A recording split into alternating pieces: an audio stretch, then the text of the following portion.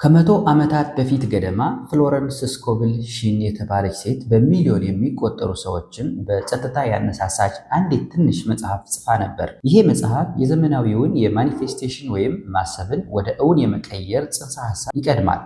የመሳብ ሕግን ወይም ሎው ኦፍ አትራክሽንንም እንቅስቃሴ ይቀድማል። ከኒውሮ ሳይንስም በፊት የነበረ ነው። ሆኖም እሷ ያስተማረቻቸው በርካታ መርሆች አሁን በስነ ልቦና ወይም በሳይኮሎጂ በባህሪ ሳይንስና ስለ ማንነት ባለን ግንዛቤ እየተረጋገጡ ይገኛሉ። ዛሬ ከስራዎቿ የተማርኳቸውን በጣም ኃይለኛ የሆኑ ልዩነቶችን ላካፍላችሁ። እንግዲያውስ ወደ ጉዳዩ እንግባ። እንደ ናፖሊዮን ሂል እና ኔቪል ጎዳርድ ስላሉ ሌሎች አስተማሪዎች ብዙ እንሰማለን። ነገር ግን ፍሎረንስ ስኮብል ሺንን ከየትኛውም ታላቅ የአዲስ አስተሳሰብ ወይም ኒው ታውት አስተማሪ ጋር እኩል ላወዳድራት በፍጹም አልችልም። የእሷ መጽሐፍ ዘ ጌም ኦፍ ላይፍ ኤንድ ሃው ቱ ፕላይ ኢት የህይወት ጨዋታና እንዴት እንደሚጫወቱት ከምንጊዜ ምርጦች ውስጥ አንዱ ነው። ዛሬ አእምሯችሁንና እውነታችሁን ለመቀየር ፈልጋችሁ ከሆነ ፍሎረንስ ወደ ቀጣዩ ደረጃ ሊያሸጋግራችሁ የሚችል ቁልፍ ምስጢር ነው የሚል ትልቅ እምነት ስላለኝ ላካፍላችሁ ወደድኩ። ስለዚህ እስከ መጨረሻው አብራችሁን ሁኑና አትርፉበት። በነገራችን ላይ ዩቲዩብ ላይ ቁም ነገር ለማየትና ለማወቅ የምትመጡ ሰዎች ትክክለኛው ቻናል ላይ ስለሆናችሁ አሁኑኑ ሰብስክራይብ በማድረግ ቤተሰብ ሁኑ። ልዩነት ቁጥር 1፣ ህይወት በመንፈሳዊ ህግ የሚመራ ጨዋታ ነው።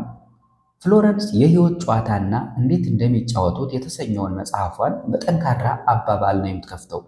አብዛኛው ሰው ህይወትን እንደ ጦርነት ይቆጥረዋል። ነገር ግን ጦርነት አይደለም ጨዋታ ነው እንጂ ትለናለች።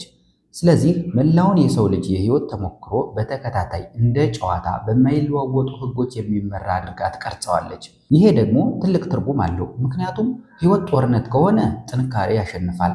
ነገር ግን ህይወት ጨዋታ ከሆነ ደግሞ ህጎቹን መረዳት ያሸንፋል። እሷ እንደምትከራከረው እያንዳንዱ ሰው አወቀም አላወቀም ይህንን ጨዋታ እየተጫወተ ይገኛል። ይህንን ጨዋታ የሚመሩት ህጎች ደግሞ ቁሳዊ ብቻ ሳይሆኑ መንፈሳዊም ጭምር ናቸው።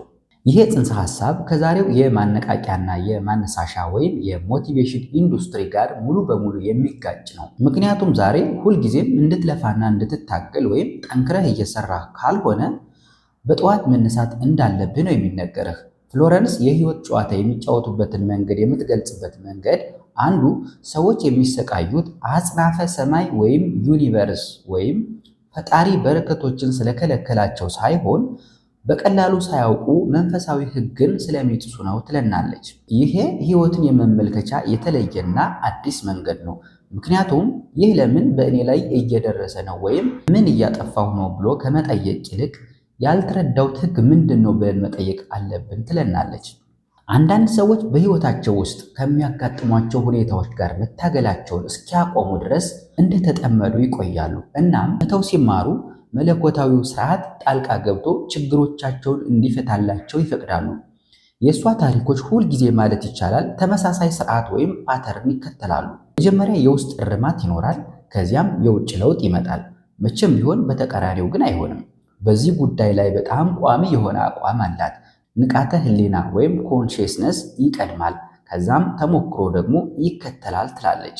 ፍሎረንስ ከምታስተምርበት መንገድ በጣም የምወደው አንዱ ሁልጊዜ ቅዱሳት መጽሐፍትን መጥቀሷ ሲሆን መጽሐፍ ቅዱስ እነዚህን ህጎች ለመረዳት የሚረዳ መመሪያ ነው ትላለች። ለምሳሌ እሷ የኢሳይያስን እሺ ብትሉና ብትታዘዙ የምድርን በረከት ትበላላችሁ፣ ህጎችን ከተከተላችሁ ትበለጽጋላችሁ የሚለውን ትጠቅሳለች። እሷ ሁልጊዜ ቅዱሳት መጽሐፍትን ከሃይማኖታዊ አስተምህሮ ይልቅ የንቃተ ህሊና አሰራር እንዴት እንደሚሰራ በማብራራት ትተረጉማለች። የህይወትን ከባድነት አስወግዳ ህይወት ጨዋታ እንደሆነ ትናገራለች። ሁላችንም የሚያጋጥሙንን እንቅፋቶችና የማይቻሉ የሚመስሉ ነገሮችን ታስወግዳለች። እናም እንቅፋቱ የህጉን አለመረዳት ውጤት ነው ትላለች። ህጉን ተረዱትና እንቅፋቱን ማስወገድ ትችላላችሁ። ልዩነት ቁጥር 2፣ ቃልህ ዘንግህ ነው። ፍሎረንስ ደጋግማ የምትመለስበት አንድ ሐሳብ ካለ ንግግር ኃይለኛ የፈጠራ ኃይል ነው የሚለው ነው። ቃላቶቻችሁ መቼም ቢሆን ገለልተኛ ወይም ኒውትራል አይደሉም። እናም ቃላቶቻችሁ እምነታችሁንና የአስተሳሰብ ሂደታችሁን ያሳያሉ። እንዲሁም ራሳችሁን ወደ እውነታ እንደሚቀይሩና ፈጣሪ ወይም አጥፊ የመሆን አቅም እንዳላቸው ትገልጻለች። አብዛኛው ሰው ሳያውቀው በራሱ ላይ በተከታታይ ክፉ እንደሚናገር ማስተዋሏን ትናገራለች። ሰዎቹ መቼም ቢሆን በቂ ነገር እንደሌላቸው ይናገራሉ። ምንም ነገር እንደማይሳካላቸው፣ እድለቢስ እንደሆኑና ሁልጊዜም የተሳሳቱ ሰዎችን እንደሚስቡ ይናገራሉ። ከዚያም ሕይወት እነዚያን ግምቶች ማንጸባረቋን ስትቀጥል ይገረማሉ። ንግግርህ በቀላሉ ሕይወትህን መግለጫ ብቻ አይደለም። ንግግርህ በሕይወትህ ፈጠራ ውስጥ እየተሳተፈ ነው። ቃላት በንዑሰ ንቃተ ህሊና ወይም ሰብ ኮንሺየስነስ ማይንድ ላይ ብቻ ሳይሆን በእውነታ መስክ ወይም ፊልድ ኦፍ ሪያሊቲ ላይም ጭምር ራሳቸውን እንደሚያተሙ ታምናለች። ከምትደጋግማቸው ጭብጦች አንዱ አንድ ሰው ብዙ ጊዜ የሚፈልገው ተአምር የሚጀምረው አነጋገሩን ሲቀይር መሆኑን ነው። ይሄ የሆነው የተለዩ ቃላትን መናገር አስማት ስለሆነ ሳይሆን የተለዩ ቃላት የተለየ ንቃተ ህሊናን ስለሚያሳዩ ነው። አንድ ሰው በፍርሃት መናገሩን አቁሞ በእምነት መናገር ሲጀምር ውሳኔዎቹ እንደሚቀየሩ፣ ማንነቱ እንደሚቀየር፣ የሚጠብቀው ነገር እንደሚቀየርና በመጨረሻም ሁኔታዎቹ እንደሚቀየሩ ሁልጊዜም ታሳያለች። አንዳንዴ ቃላት አስማታዊ ናቸውም ትለናለች። ምክንያቱም አጋጣሚዎችና ሁነቶች እንዴት እንደሚያጋጥሙ ይነግሩሃልና። ስለዚህ ቃሉ ውስጣዊ ለውጥ አስቀድሞ መጀመሩን የሚያሳይ ውጫዊ ማስረጃ ይሆናል። እሷም ሁልጊዜ ቅዱሳት መጽሐፍትን ትጠቅሳለች። ሞትና ሕይወት በምላስ ኃይል ውስጥ ናቸው፣ በቃልህ ትጸድቃለህ፣ በቃልህም ትኮንናለህ የሚሉትን። ቃላቶቻችሁ ከሐሳቦቻችሁ ይበልጥ የጎሉ የንዝረት ውጤቶች ናቸው። ሐሳቦቻችሁ የንዝረት ባህሪ ካላቸው ቃላት የሐሳቦቻችሁ ድግግሞች ወይም ፍሪኩዌንሲ ናቸው። ስለዚህ ቃላት በአካላዊው ዓለም ውስጥ የሐሳቦቻችሁ የመጀመሪያ ውክልና ናቸው። እናም በጣም እውን የሆነ የፈጠራ ኃይል ይሆናሉ። ሐሳብ አሁን በአነጋገራችሁ በኩል አካላዊ ሆኗል። ስለ ራሳችሁ በተደጋጋሚ የምትናገሯቸው ታሪኮች እውነታን የምትመለከቱበት መነጽር ይሆናል ማለት ነው። ልዩነት ቁጥር 3 አለመቃወም ወይም ነን ሬዚስታንስ የፈጠራ ቁልፍ ነው። ከፍሎረንስ በጣም ጥልቅ ከሆኑ ትምህርቶች አንዱ መቃወም ወይም ሬዚስታንስ የሚቃወሙት ነገር ራሱን እንደሚያጠነክር ነው። አንባቢዎቿን በተደጋጋሚ ክርስቶስ ክፉን አትቃወሙ ብሎ ወደ ሰጠው ትእዛዝ ትመራቸዋለች። ስሜታዊው ተቃውሞ ወይም ኢሞሽናል ሬዚስታንስ ንቃተ ህሊናን ካልተፈለጉ ሁኔታዎች ጋር እንደሚያስተሳሰር ትጠቁማለች። ፍርሃት ፍርሃትን ህያው አድርጎ ያቆያል። ቂም ያለፈውን ህያው ያደርጋል። ግጭት ግጭትን ያስቀጥላል። አንድን ነገር ለመታገል የምታፈሱት ጉልበት ብዙ ጊዜ ያንን ነገር ራሱን የሚያቆየው ኃይል ይሆናል። ስለዚህ ህይወትን በኃይል ለማስከበር ከመሞከር ይልቅ አለመቃወምን ታስተምራለች። ጎልማሳ በሚስቱ ንጉሥ በመንግስቱ፣ አምላክ በአምላክነቱ ሲመጡ አይወድም እንደሚባለው በመጽሐፍቶቿ ውስጥ ፍርሃትን፣ ቁጥጥርን፣ ምሬትን ወይም ተስፋ መቁረጥን ከተዉ በኋላ በመጨረሻ የሚፈልጉትን ስላገኙ ሰዎች በርካታ ታሪኮችን ትነግረናለች። ውጫዊ ስኬት ሁልጊዜ የውስጥን እጅ መስጠት ይከተላል። መተው ወይም ሌቲንግ ጎ ማለት ተስፋ መቁረጥ አይደለም። ከፍ ያለ ስርዓት ወደ ህይወታችሁ እንዲገባ ቦታ መፍጠር ነው። ይህም ለችግሩ ራሱ መፍትሄ ይፈጥራል። በመጽሐፍ ቅዱስ ውስጥ ከባላንጋራህ ጋር ፈጥነህ ተስማማ የሚለው ትእዛዝ የሚያመለክተው ተቃዋሚ መሆን እንደሌለባችሁ የሚገልጽ ከንቃተ ህሊና ጋር የተያያዘ መመሪያ መሆኑን ነው።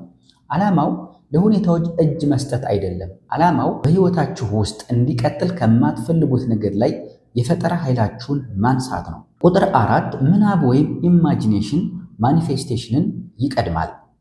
ይሄ ማለት የማይታየው የሚታየውን ይቀድማል፣ የውስጣዊው ምስል ከውጫዊ ሁኔታ ይቀድማል ትላለች። የቱ ቀደመ ዶሮዋ ወይስ እንቁላሉ የሚል ጥያቄ አይደለም። 100% ሁልጊዜም መጀመሪያ ራእዩ ሊያዝ ይገባል። ከዚያ የክሪስታላይዜሽን ሂደቱ ወደ እውነታነት ይከተላል። ዘመናዊው ኒውሮሳይንስ ፍሎረንስ በ1920ዎቹ የተናገረችውን ይደግፋል። ባለሙያው አትሌቶች ጨዋታቸውን ሲጫወቱ በምናባቸው ማሰብ እንደሚችሉና የጡንቻዎቻቸው ቃጫዎች ልክ በትክክል እየሰለጠኑ እንዳሉ ሆኖ ምላሽ እንደሚሰጡ እናውቃለን። ፒያኖ ተጫዋቾች ፒያኖ ሲጫወቱ በምናባቸው በማሰባቸው ብቻ አንጎላቸው ንቁ እንደነበረ ታይቷል። አእምሯችሁ እጅግ ኃይለኛ ነው። በምናባችሁ ውስጥ አጥብቃችሁ የምትይዙት ነገር በቂ ጊዜ ከተሰጠው ወደ እውነታችሁ ይወጣል። ምናብ ይቀድማል፣ ማኒፌስቴሽን ይከተላል የምትለው ለዛ ነው። ልዩነት ቁጥር 5 እምነት ሃይማኖታዊ አይደለም፣ መቀበል ነው። እምነት ማለት በአንድ የበላይ አካል ወይም ከእናንተ ውጭ በሆነ ነገር ላይ ማመን ማለት አይደለም። እሷ እምነት ስትል መቀበልን፣ ቅድመ ሁኔታ የሌለው መቀበል ማለቷ ነው። እምነት ማለት የምታምኑበት ነገር ነው። በእጥረት የምታምኑ ከሆነ ያ የእናንተ እምነት የተጣለበት ነገር ነው። በብልጽግና ወይም በማግኘት የምታምኑ ከሆነ ደግሞ እምነታችሁን የጣላችሁት በዚያ ነገር ላይ ነው። በዚህ ላይ አንድ ነገር ታነሳለች። የእስራኤል የይሁዳና የኤዶም ነገሥታት ጦራቸውን ይዘው ወደ በረሃ ሲዘምቱ ውሃ አልቆባቸው የነበረውን በመጽሐፍ ቅዱስ ውስጥ የሚገኘውን ታሪክ ታነሳለች። ነቢዩ ኤልሳዕ በዚህ ሸለቆ ውስጥ ጉድጓዶችን ቆፈሩ፣ ነፋስም ሆነ ዝናብም አታዩም፣ ሆኖም ያ ሸለቆ በውሃ ይሞላል የሚል መመሪያ ይሰጣቸዋል።